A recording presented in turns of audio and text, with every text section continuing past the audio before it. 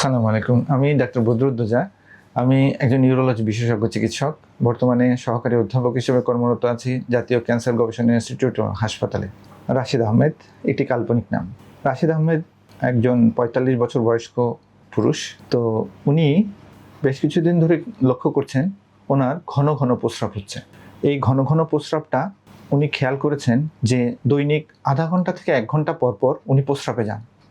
সাথে কোনো জ্বালা পোড়া নেই, প্রস্রাবের সাথে রক্তও যায় না, কিন্তু ওনার ঘন ঘন প্রস্রাবটা উনি কোনো মতেই আটকাতে পারেন না। যখন প্রস্রাব ধরে সব কিছু ছেড়ে ছুড়ে ওনাকে কাজ বন্ধ রেখে হলেও টয়লেটে যেতে হয়।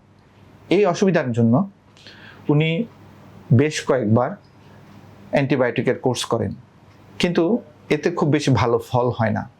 তখন উনি একজন নিউরোলজিস্টের পরামর্শ নেন। দেখা যায় যে প্রস্রাবের রাস্তায় একটি মাংসপিণ্ড থাকে যার নাম প্রোস্টেট। এই প্রোস্টেট গ্ল্যান্ড এর বৃদ্ধি যখন ন্যাচারাল যে গ্রোথ থাকে তার চেয়ে বেশি বৃদ্ধি হয়, তখন এই ধরনের অসুবিধাগুলো হয়।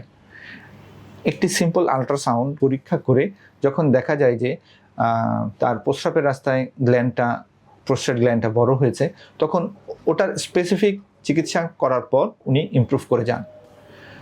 সুতরাং এই ঘটনা থেকে প্রাপ্ত মেসেজ যেটা হলো, ঘন ঘন প্রস্রাব এটি একটি লক্ষণ, এটি রোগ নয়, তবে বিভিন্ন রোগের একটি লক্ষণ মাত্র। সঠিক রোগ যদি নির্ণয় করা যায় এবং ওই অনুযায়ী যদি চিকিৎসা করা যায়, এই লক্ষণটি ভালো হয়ে যাবে ইনশাআল্লাহ। ধন্যবাদ। আসসালামু আলাইকুম।